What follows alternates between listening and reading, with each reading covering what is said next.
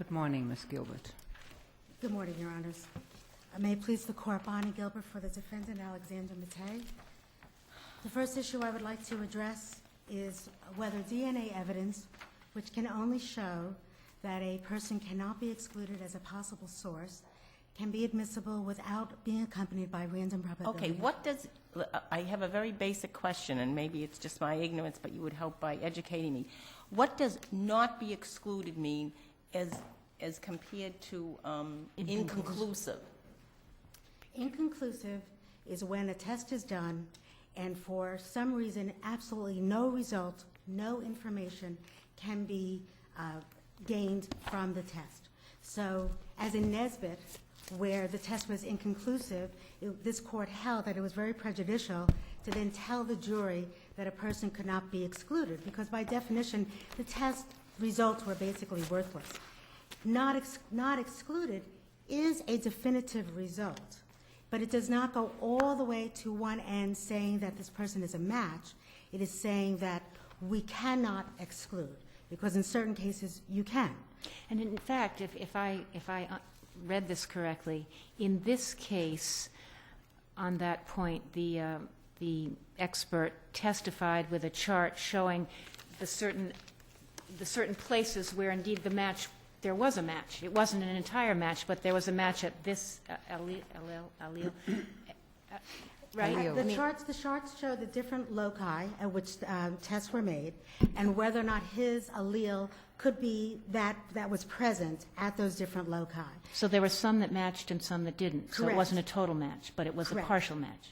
Well, but yes, Your Honor, but the problem is that without statistics being provided. No, I understand that. I'm just trying to Yes. explain the difference between that and inconclusive. Yes, but as you might note on the chart, there can be a number of alleles, and his could be included in that number. Isn't this really a relevance argument that isn't your argument, two parts to my question, isn't your argument really a relevance argument that given the evidence the way it went in, it wasn't really relevant, it didn't show anything, it wasn't relevant to anything? And did you waive that argument on appeal because you don't make it? No, Your Honor, I would respectfully say no. That in No, this- what? To what? No, that it's not just an argument of relevance. That this, that on the basis of McNichols, this court has held that evidence going to non-exclusion can be admissible, but that Is in McNichols correct? Excuse me? Is McNichols correctly decided? What is the relevance? Let us assume, That's what I'm asking. Right. well, unless you have statistical evidence that says how many alleles, how many of the loci were matched up. I'm not sure. Well, let's say 4 out of 12. Okay. Right? So I'm just an ordinary person. I don't know anything about DNA. 4 out of 12. Ooh, 12. Boy, that must be, very good chance we got the guy here. Right? Whereas, in fact, an expert would say, actually, it's a 1 in 2 billion chance. That the person is a match, or that the person That that the there's a ma- random that there's a match. That there's a match. The jury wants to know if there's a match. You've got 12 loci, 4 say, could be this guy. Correct. That's, that sort of 4 out of 12 sounds good, right? Right. Well, that's exactly the problem. But if it's 1 in a billion, is it relevant? Well, but that's the whole problem here, Your Honor. No, is that if it's not 1 in a possible. billion, if the evidence is that it's 1 in a billion, is it relevant? 1 in a billion that this person could be a Yes. possible match? I would argue no, it's not relevant. What about 4 out of 12? There's a 1/3 possibility that this guy's a match. Is it relevant or not? Well, I think that the Commonwealth would argue that it is. Right. So you have to know what the basis is before you can get to a relevance argument. Exactly. So But- did you waive, I don't see. No, but I don't correct believe me. so, Did Your you, Honor. did you make a relevance argument on appeal? I think that defense counsel articulated the objection properly when they said that. I didn't say at trial. Listen to the question. I agree that he Oh, made okay. the objection at trial. I said on appeal. Did you make a relevance argument? No, Your Honor, I argued that the defense properly preserved Thank their you. objection. Okay. Let me, You if argued that he preserved the objection, but you didn't make the relevance argument on But appeal. isn't that implicit in what you're saying? Yeah. Well, I would believe so, Your Honor, that it is in that the whole argument made by defense counsel was that without statistics. Yes, I think defense counsel Okay. made a relevance argument sufficiently. You can say that he did. But I'm asking if you waive that on appeal. I don't believe so, because I Okay. believe it's included in the whole package, Your Honor. Can I ask you, explain to me what it is that the Commonwealth should have produced They should to have make produ- this admissible? They should have produced the same type of statistics that were produced in McNichols and that are produced in match cases. For Where they example? demonstrate how many people of Hispanic background would have also randomly left that sample, how many Caucasians. Slow down. I'm sorry. All right. So give me the form of the testimony you say should have been offered. That after the DNA lab technician provided this evidence, that then an expert on genetics, population genetics, would have come up and said that based on these alleles at these loci, we can safely say that, or we can say that 1 out of 4 Hispanics would have left this evidence, and 1 out of 2 Hispanics would have left, based on this loci and that loci. Okay. The Commonwealth, in its brief, says that the prosecutor was not trying to mislead the jury with this evidence. His closing argument didn't try to mislead or suggest an improper use of the evidence, and that the defendant was challenging the integrity of the police investigation right from the get-go, and that this evidence was permissible, perhaps in an anticipatory fashion, but was permissible to try to ward off further attack on the grounds that of a Bowden-type Right, I defense. understand, Your Honor. What do you say about that? Well, I think that actually that you are encompassing 2 separate points. First of all, the prosecutor did confuse the jury as to the proper use of this evidence when she said to the jury, we've made an inference that this is Mr. Mattei's DNA, and we give you the charts to take into the jury room with you. Examine them yourselves, and you can make your own inference that it was his DNA. Now, that's telling the jury to act as the scientific experts, for which they have absolutely no But wasn't background. wasn't the lawyer talking about the evidence for which there had been a match? No, she said, no, that was specifically to the non-exclusion. Oh, okay. Then, as to the defense, first of all, the Commonwealth never tried to introduce this evidence to the defense. They were very clear right from the time that it was introduced, and again they reiterated in their closing that this was evidence of guilt. So you're And saying that that the record shows. Correct. Essentially, That it if we was- read the transcript, we're going to get the clear impression that this Absolutely, was and I can give you used the- affirmatively by the Commonwealth. Absolutely, Your Honor, and I'll be happy to supply those Based on the facts. prosecutor's closing. Based on the closing, and also at the time that this evidence was challenged, that when they brought it into the jury, when they brought it in front of the jury during the trial, they used it as whether or not it was his DNA. So, but if that is unclear, it is crystal clear in the closing that the summary was that this was part of the links of the chain of evidence going against the defendant. So are you suggesting, accepting everything you say, that if you have this kind of inconclusive evidence and the Commonwealth has not done the statistical analysis to be able to testify, as you say, they would have to in order to get admitted, should they, and they've got a Bowden defense being made,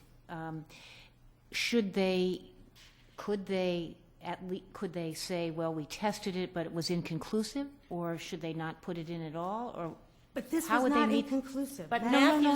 speaks to that. I appreciate that it Okay. wasn't inconclusive. I'm just trying to say, how do you meet? You've got this evidence. You say it needs to have this other piece to it. If the other piece isn't there, you would just say you can't use it at all. Is Well, I that think right? that there's a couple of different aspects to this. Inconclusive evidence cannot have statistics. No, In I Matthew's- totally Okay. get that. Okay, I just wanted to be Right. clear. So, but in a case where it's not excluded, we would suggest to the court that the Commonwealth, at minimum, has to provide those statistics at least to the judge and defense. And then, if it is found to be too prejudicial, or if the defense feels it's too prejudicial or not sufficiently probative, then they would make a motion as they would with any other scientific evidence. But there is nothing here that relieves the Commonwealth of its responsibility to provide probative value to the evidence, as they would in any other scientific evidence, and also the reliability aspects, which this court has held in Kernan and Lanigan, that the scientific community also needs these statistics in order to determine reliability. In Matthews, Were there any statistics in Matthews? No. And didn't we say in Matthews that after a Bowdoin defense is raised, you That can was- put this on a case-by-case basis? And That was inconclusive. But that was inconclusive. Right, as it's opposed impossible to to have not be statistics in excluded. Matthews. And also in this case with the defense. Well, let me yes, ask you that's- this, let me follow that up. My next question was, did we use the word inconclusive in Matthews as a term of art, or were we just using it to refer to any test that didn't produce No, a Your result? Honor, in Matthews, it clearly was the term of art, that's exactly what the scientists testified to. And that also brings us kind of back around to Nesbitt, where the testimony was inconclusive, which would have possibly been fine on its own, but then they went on to summarize and say, therefore, we couldn't exclude. And this court held that that terminology, telling a jury that we cannot exclude, is very prejudicial. Should the Commonwealth have to wait to introduce this evidence to see if the defendant is in fact going to make a Bowdoin argument with respect to the biological material as to whether or not it had been tested? In this case, the evidence was used as to guilt. This So- this was not used for Bowdoin purposes. Correct. That's And I think, and to make that more clear, this case, the defense was not that these tests were not done. And that was the case in Matthews, that no DNA test was done, and then the Commonwealth rebutted by saying, yes, we did a test, but we didn't have any useful results, and that's why we didn't bring it up initially. This case, the investigation defense was that they didn't investigate the other people who potentially could have been the assailants. And therefore, admitting a test that shows that that the defendant could not be excluded does absolutely nothing to counter that defense. If anything, it kind of begs the question, well then, if it was inconclusive, why didn't you test the other people? Ms. So Gilbert, it doesn't go to that. let me ask you this, and I'm just following up on a comment that you made. DNA is very powerful evidence when there's a match. It's very powerful. And a match means that we've identified to a, whatever the current language in the case is now, overwhelming Right. likelihood that this particular person, Gilbert, it's that person's blood, whatever it is. You made a comment about broader characteristics. No, we cannot, there's not a match with Gilbert, but two different questions. I can say to a reasonable degree of certainty that this blood comes from a Caucasian. Admissible? Well, I think that's, I'm not sure that that's the issue here. I think No, that no, what- I understand that, but we've got issues here. You said, 2 out of these 3 come from Hispanics, I think was your statement. No. Well, I was just responding, Your Honor, to what that kind of evidence would look like when a genetic expert, population expert testifies. Then they No, would I say- understand that. I understand it's not this case, but I'm just saying, is that admissible? To whether or not a blood type comes from a Caucasian? Yeah, or a Hispanic. I'm not sure that I understand the question, in that and my understanding of the law at this time is that you can say what the blood type is and what percentage of the general population has a specific blood type, but I'm not sure that I understand the question. in Can we terms of the- say, even if we agree with you that this shouldn't have been admitted without statistics and that it was improper to admit it, can we say there was no prejudice because the sweatpants were found? The sweatshirt, I think, is what you're Sweatshirt was referring to. found with the blood. No, as a matter of fact, I think it's exactly the opposite, Your Honor, because as pointed out by the appeals court, the sweatshirt was the one live issue, which is who was actually wearing the sweatshirt at the time of the attack. Although there was some testimony saying that people had seen Mr. Mattei wearing it, there Well, was also photos. he admitted it was his sweatshirt, as I recall. He admitted it was his sweatshirt, but he denied wearing it that day. Well, he never testified, Your Honor. Okay, but But no, what happened was the manager. Didn't he say to the police that it was his sweatshirt? It's his sweatshirt, but the But he wasn't question was, wearing it he that was, day. The testimony was that the manager said that he had given it to him Okay, earlier in the week, all right. and that he had worn it earlier, he had been seen wearing it earlier in the week.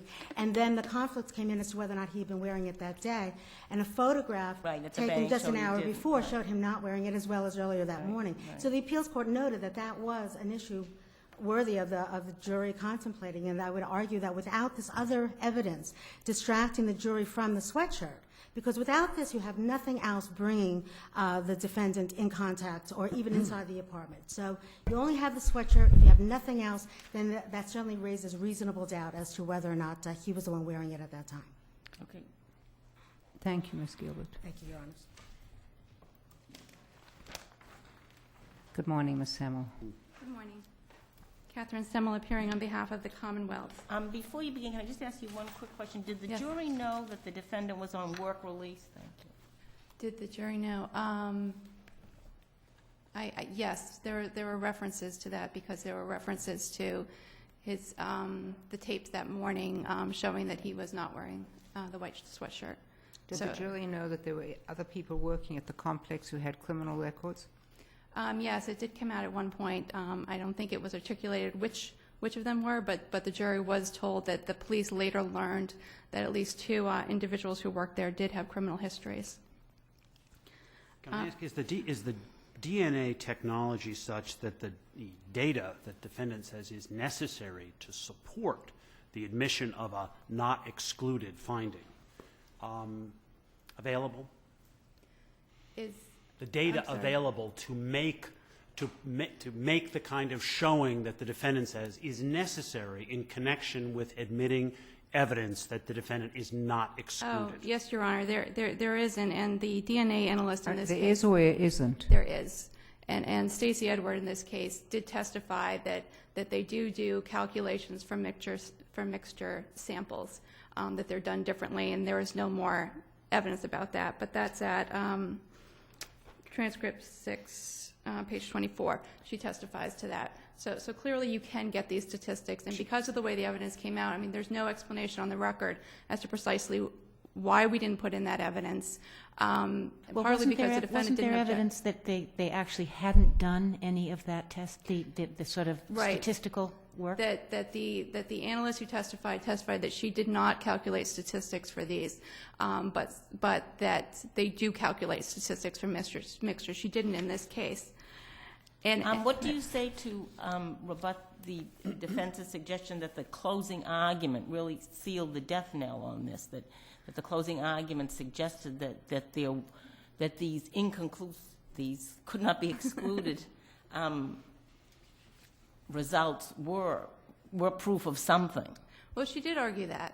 The prosecutor did argue that in closing. It certainly wasn't the center point of our closing. And I think when I discussed in my brief that the prosecutor's argument was appropriate, I think what I was alluding to was the fact that she didn't suggest that it was a match.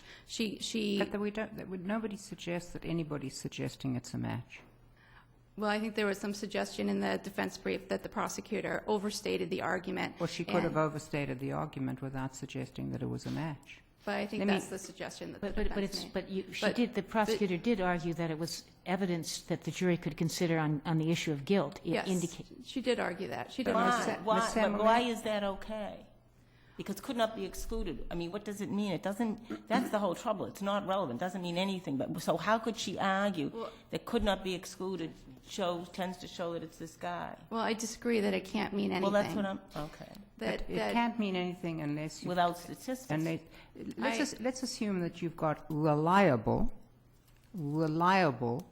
statistical expert testimony that is accepted, that the likelihood of these, I won't even call them matched, lineup of loci on these alleles, the likelihood that it's this person is 1 in a billion. What's the relevance of that? I It's think, 1 in a billion. yes. Then the relevance would be what it is there's 1 in a billion. And that's Obviously, it wouldn't evidence of carry a guilt? lot of weight with the jury. That's But- evidence of guilt? But I think... No, wait a minute. Is that evidence of guilt?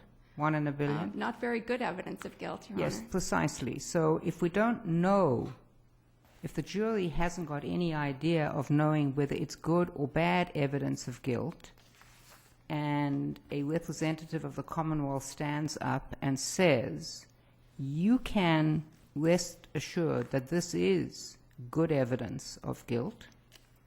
Which of course is not precisely what she said, but I'm not quibbling with your point, Your Honor. I think just to back it up, I mean, I think we have to think about why did we create this unique status for DNA evidence to begin with? I mean, scientific identification evidence comes in all the time without quantitative statistics. I mean, you have tire tread evidence, and an expert says that this mark was made by this kind of tire, and the defendant's car has this kind of tire on it, and there's no threshold requirement normally that the Commonwealth produce statistics of how many of this kinds of tire in the Commonwealth. Statistics are not relevant to that particular scientific inquiry. Oh, well, they're absolutely relevant to how likely it is that this is the correct identification. But we've always said DNA is an extraordinarily powerful tool that clearly can be misused if it's not put in the proper context. Which is exactly the exception that the court has carved out. But the court carved this exception out in the area of matches. And my understanding, you know, is that the theory was this, that you know, we have this huge DNA strand, don't know how many, but, you know, we have this huge DNA strand, and when jurors see a chart that says match, match, match, match, match, and we have an analyst who says it matches at all the alleles, that the jurors believe that this is a positive identification. And that's my understanding of the danger that we are protecting against. But if the jurors here's the situation. If you've got, using an example that I think the Chief Justice was getting at, if in fact the statistics which you say are available would show, yes, the defendant is not excluded by the sample, we can't positively identify him, we can't put a percentage on the likelihood that it's him, but 90% of, let's assume he is Hispanic, 90% of Hispanics would be excluded. That means he is amongst the 10% of Hispanics that would have these characteristics. That's one thing. If the statistics would show that 20%, only 20% of Hispanics with these alleles would be excluded, that means something very different. And if you're just suggesting, well, we'll just throw the charts out there and let the jury figure out how valuable this evidence is, that's just really inconsistent with our sense that this kind of evidence has to be put in a proper framework, isn't it? Well, I think that it's not inconsistent with the reason that the court has required probability statistics when there's a match, and I think that you're not you don't have the same danger that jurors are going to say, well, it's got to be him, when you have a chart, and that's why I put the charts in partly in our SRA to show you exactly what the charts would show. I mean, you know, it's obviously not a one-to-one match, and I'm not sure that this court wants to create this bright line rule that takes away from the autonomy of the parties to decide in what vein they're going to put this evidence in the judge's determination whether in this particular case and given the results and given what jurors know, it's relevant and probative. But how can a lay judge or a lay jury have any idea whether it's probative or relevant without the kind of information that Justice Cordy's just said? Well, I think in this case, you know, you have the context of they've seen the evidence that is the match. This is just icing on the cake. Well, it's a mixed sample. It's a mixed sample that has the defendants, for instance, in the doorknob swab. There are 13 locations that were tested.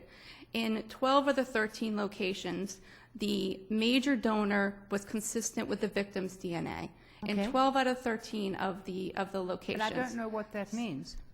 Well, I think that the jurors can except to say that there are 12 out of 13 chances that it's his. No, hers.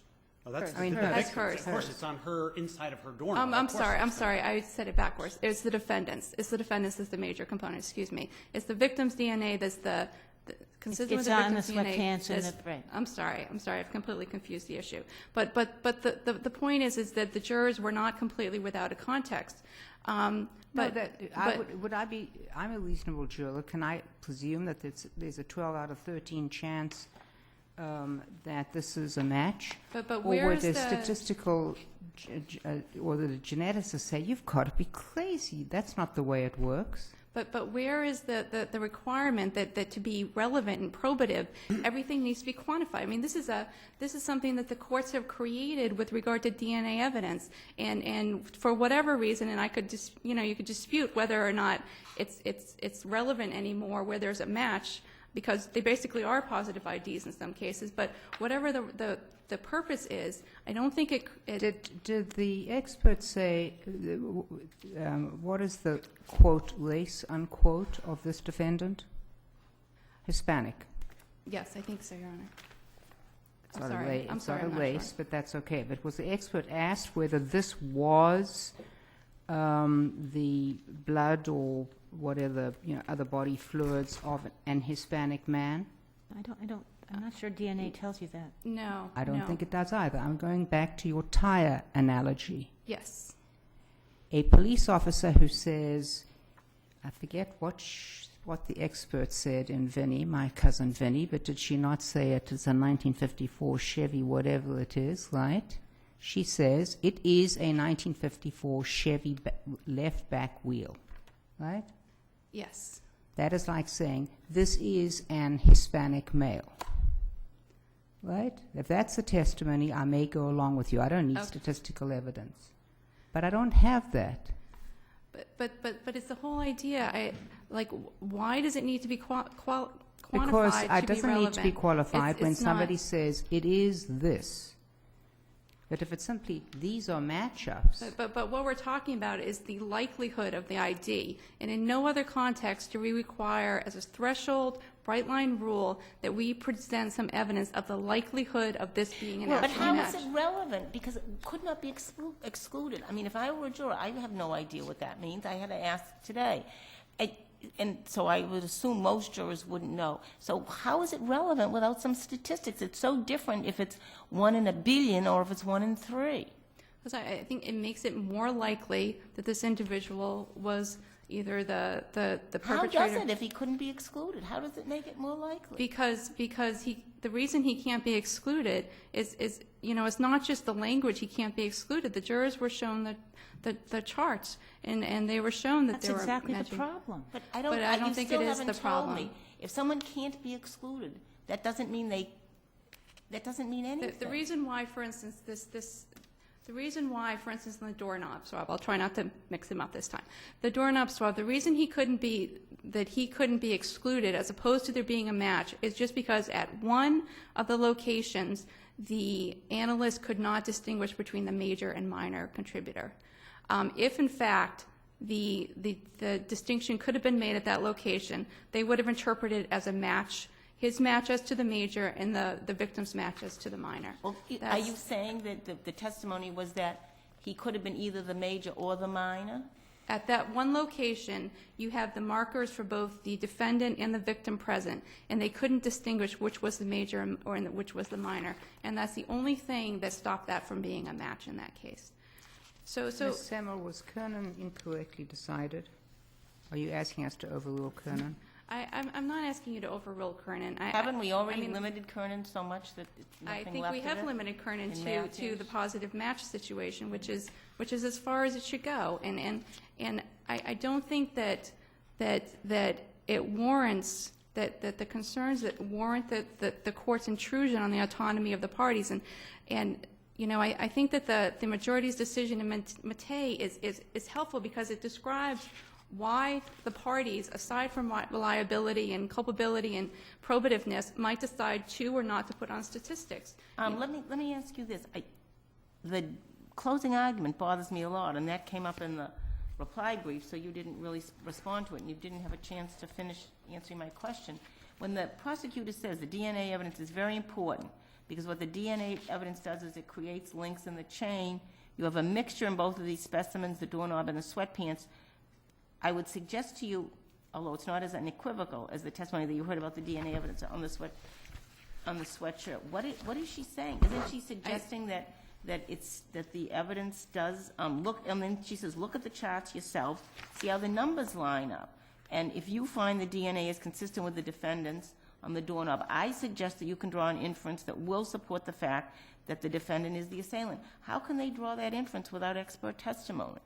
Because it comes down to, whether or not it just makes it more likely or whether you've quantified it. Well, it I think hasn't the been critical, the critical point in the prosecutor's comment during closing argument is if you find they're consistent. Jurors looking at these charts and looking and hearing the testimony could make a determination whether it was likely consistent or not consistent. They He never can. argued Isn't it was that expert? consistent. Wouldn't that require expert?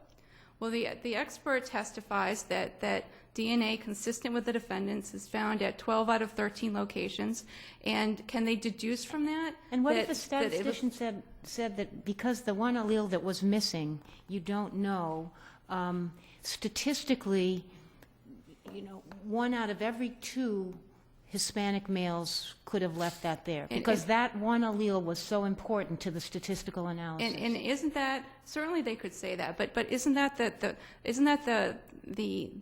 job of cross-examination? In my cousin video, it was the job of cross-examination to challenge the scope and limit of the expert's testimony. It doesn't mean it's irrelevant just because somebody could come in and challenge the scope of it. And I don't think you can equate the two. So I take it you would argue that take out the match DNA from the sweatshirt. Let's say that didn't even exist in this case, and the only DNA evidence was from a sample that was on the doorknob. The defendant could not be excluded, and that comes in your view. Yes, Your and Honor. that's DNA. That's positive DNA evidence of identification. It's evidence that jurors could rely on. Yes. And if there's a statistical expert saying there's a based on this matchup, there's a 1 in a billion chance, that's probative? And the defendant is certainly able to, in this case, had an expert and could have brought out any evidence. But you don't even want to introduce the statistical evidence, because if it saying is that- 1 in a billion, you just want it to come in. You just want it to come in I to think say you he don't can't be have to excluded. introduce. I don't think you Yeah. have to introduce the statistical evidence for that evidence to be probative. And I think the trial judge, looking at the evidence before him, and in this case, even the not excluded evidence was very probative in this case, and the trial judge has some discretion to make that decision. And certainly the fact that the defendant has throughout this avoided every opportunity to bring the statistics to light is just, obviously he doesn't have a burden to, but is it some evidence that these statistics could not possibly have benefited him? Absolutely. No, but you have the burden to make the foundation showing that makes this evidence admissible. And I guess what I'm saying to the court is that mixture DNA evidence is not irrelevant or not probative just because it's admitted without statistical evidence. To your knowledge, has the Commonwealth ever offered probabilities with regard to DNA, which is a potential source? A potential source, you mean like It's not mixed- excluded. With regard to all Yes. these cases, has the Commonwealth ever offered probabilities? I know we've introduced. Do you have? Yes, we have. So there's no bar. There is no bar, and the Commonwealth certainly could have, if required to, could have gotten DNA. The numbers are all there. An analyst just has to run it through. Okay. And I'm sorry to go outside of the record, but obviously there are reasons why the Commonwealth might not have introduced it. did the defendant object Well, I'm on the afraid basis? that's not very helpful to me. Because I assume that the Commonwealth wouldn't want to introduce it because it was damaging to the Commonwealth. I'm not asking you to comment, but that would be a reasonable inference. Yeah, not in this case, I don't think, Your Honor. Did the defendant object on? I forget. Did the defendant object on the basis of the lack of statistical evidence? No, Your Honor. I mean, when the Commonwealth went to put in the evidence, Substantial risk. the not excluded evidence, the defendant objected to the introduction of it. He never argued that he wanted the statistics in. He certainly could have produced Because them. if he had made that objection on that ground, you could have produced. We would have produced them, and we certainly would have explained why we didn't put them in to begin with. And the Commonwealth has never had an opportunity to do that. Obviously, I don't have that opportunity today. Thank you. Thank you, Ms. Samuel.